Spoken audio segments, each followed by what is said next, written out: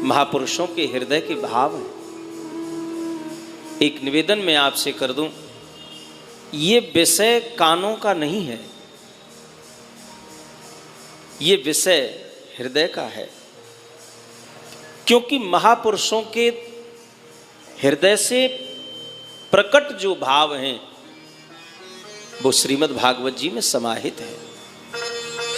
इसलिए जो भाव हृदय से प्रकट हुआ हो उसे यदि हम हृदय से ग्रहण करें तब तो समझ में आएगा। केवल हम इसे कानों से ही सुनेंगे तो ये बातें हमारे पल्ले नहीं पड़ सकती, क्योंकि हृदय की चीज हृदय से ही स्वीकार की जाती है। कोई वाणी की चीज हो तो चलो कानों से सुन लें, ये वाणी का विषय नहीं है। वाणी से हम इसे बोल नहीं सकते, कानों से आप इसे सुन नहीं सकते। ये हृदय से कही जाए और हृदय से सुनी जाए तो हृदय में अवश्य उतरती है, जीवन बदल देती है भगवान की कथा। इसलिए ये वैष्णवों की संगीता है। वैष्णव कौन है? वैष्णव की क्या पहचान है? वैष्णव की 4 पहचान है। ये चंदन लगा लेना वैष्णवों की पहचान नहीं है। चंदन तो पसीना आएगा धुल जाएगा, अथवा पानी से भी धुल जाता है। चंदन तो हमारे हिंदू सनातन धर्म का चिन्ह है। ये गुरु की पूजा, ये माथे पर जो हम चंदन लगा रहे हैं ना, ये कोई श्रृंगार नहीं है कि अच्छे लगेंगे इसलिए लगाए लो। चंदन माथे पे होगा तो कोई हमें भगत जी कहेगा या लिए लगा लो। नहीं नहीं नहीं, ये माथे पर चंदन लगाना गुरु की पूजा है। ये जो माथा है ना, ये जो सिर है, ये गुरु का है। जिस दिन से आपने गुरु दीक्षा धारण की, गुरुदेव ने आपके कान में भगवान का जो मंत्र दिया और आपके सिर पर हाथ रख दिया तो आपका सिर गुरु का हो गया। ये गुरु है। माथे पर चंदन लगाना अर्थात गुरु की पूजा करना है। भले गुरु जी कहीं दूर रहते हों, लेकिन हमारे गुरु जी हमारे पास हैं।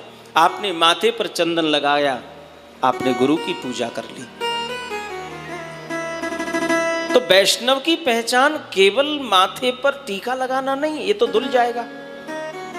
तुलसी की कंठी बांध लो हम वैष्णव हो जाएंगे। नहीं नहीं नहीं, तुलसी की कंठी टूट सकती है, टूट जाती है। हमारी भी टूट जाती है, बहुतों की टूट गई होगी। हम हर बार आमे तो हमारे सब शिष्य कहें महाराज जी कंठी लाएगा। चौंका भयो भाई, गुरु जी टूट गई। हाँ टूट गई होगी, 1 साल हो गई भाई, टूट जाती है।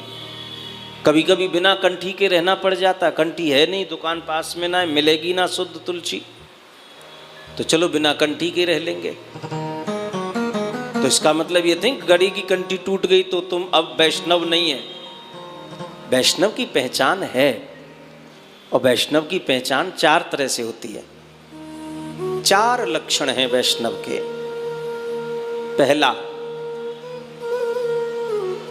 जो अपने आप को तृण से भी छोटा माने, तिनके से भी छोटा, ये वैष्णव का लक्षण है। कभी बड़ा बनने की उसके मन में भावना ही पैदा नहीं होती। बड़ा होते हुए भी जो स्वयं को छोटे तिनका से भी छोटा समझता है, मैं कुछ भी नहीं हूं। छोटा बनने में जो शर्म न खावे, कोई भी कार्य के लिए झुकने में जिसे संकोच न होता हो, ये वैष्णव का पहला लक्षण है, पहली पहचान है। दूसरी पहचान, वृक्ष से ज्यादा सहनशील हो जावे। वृक्ष कितना सहनशील होता है। वृक्ष पर फल लदे हों, आपकी पहुंच वहां तक नहीं है तो आप क्या करते हैं? पत्थर उठाते हैं, पत्थर फेंक करके मारते हैं। पत्थर की चोट सहन करता है वो, पर बदले में वो तुम्हें खाने के लिए फल देता है। ले भैया कोई बात नहीं, तेरे पत्थर की चोट मैं खा लूंगा पर तू फल खा, तेरी भूख मिटे। हमें वो तृप्त करता है। नहीं तो बदले में वो, जैसे हमने पत्थर मारे हो तो वो कछू भी मार सके महाराज। बदले में वही पत्थर टकरा के वापस कभी कभी लग भी जाता है, लेकिन फिर भी ये स्वभाव उसका नहीं है। ये तो चूक तुम्हारी हुई, जो तुमने सही निशाना नहीं लगाया तो पत्थर टकरा के और उल्टा लग गया।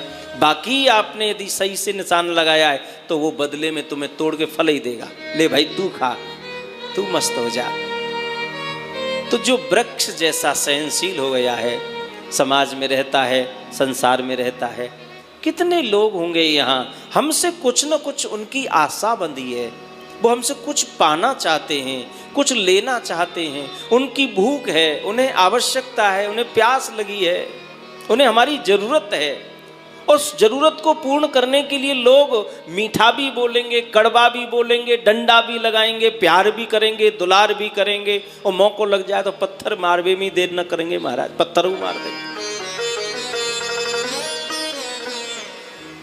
हमें कोई ये रोड पर पड़ो भयो, सड़क पे पड़ो भयो, रास्ता में पड़ो भयो, पत्थर ही उठा के मारे, ऐसा नहीं है। वाणी के भी पत्थर लोग मारते हैं, व्यवहार के पत्थर हमें रोज पड़ते हैं, पर जो इन पत्थरों को खा करके वृक्ष जैसा सहनशील बन जाए, बदले में वो दूसरों को सुख दे, ये वैष्णव का दूसरा लक्षण है, ये वैष्णव की दूसरी पहचान है। तीसरा, जो कभी भी किसी से सम्मान की इच्छा नहीं करता, उसे भूख नहीं है सम्मान की। कोई सम्मान करे उसका बहुत अच्छा, नहीं करे तो बहुत बढ़िया। जो अमान है, जो मान सम्मान के चक्कर में पड़ता ही नहीं है, अभिमान है नहीं, सम्मान की इच्छा नहीं है, सम्मान नहीं चाहता, खुद सम्मान नहीं चाहता, पर दूसरे को सम्मान देने में जो कभी भी कंजूसी नहीं करता। ध्यान देना, ये भी बात है। खुद सम्मान नहीं चाहता, अच्छी बात, पर दूसरों को कोई सम्मान न दे। हम किसी से सम्मान नहीं चाहते, पर हमें किसी को देना भी नहीं है, तो ये अच्छी बात नहीं, ये वैष्णव नहीं है।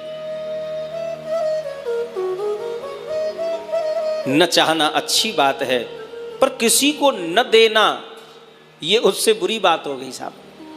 इसे तो सम्मान चाहते तो भी ठीक था।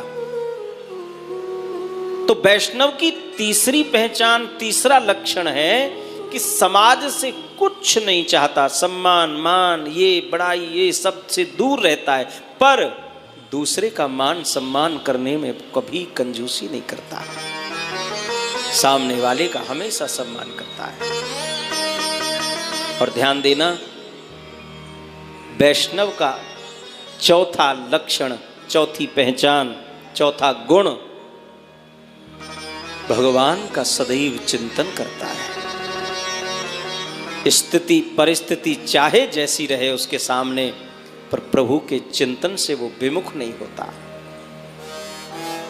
हरि का कीर्तन करता है, भगवान की याद करता है। ऐसे जिनके अंदर ये चार लक्षण होते हैं वो वैष्णव होते हैं, उनको कहा गया वैष्णव। ये बाहरी रूप है, ये दिखावे वाला रूप है। वैष्णव हमें अंदर से होना है। चार लक्षण ये जब तक जीवन में उतरेंगे नहीं, तब तक बात बनेगी नहीं साहब। बाहर से ये तो सब करो, अच्छी बात है, सनातन के लिए बहुत अच्छी बात है। अपने धर्म, हमारा धर्म कट्टर नहीं है, लेकिन धर्म के लिए हमें कट्टर होने की आवश्यकता है, तब धर्म की रक्षा होगी। धर्म तो हमारा बड़ा दयालु है, सबको शरण देता है, पर हमें धर्म के लिए कट्टर बनना पड़ेगा, निष्ठावान बनना पड़ेगा। तो ये सब बाहरी चीज उसके लिए बहुत जरूरी है, पर वास्तविक अंदर से यदि आपको वैष्णव बनना है तो ये चार बातें हैं जो आपको व्यासपीठ से निवेदन की गई हैं। जो चार बातें, जो चार लक्षण अपने जीवन में उतार के चलते हैं, उनको वैष्णव जन कहा। और ये ऐसे वैष्णवों की संगीता है, भागवत की कथा ऐसे महापुरुषों के भाव से भरी हुई पड़ी है महाराज, अथाह सागर है ये।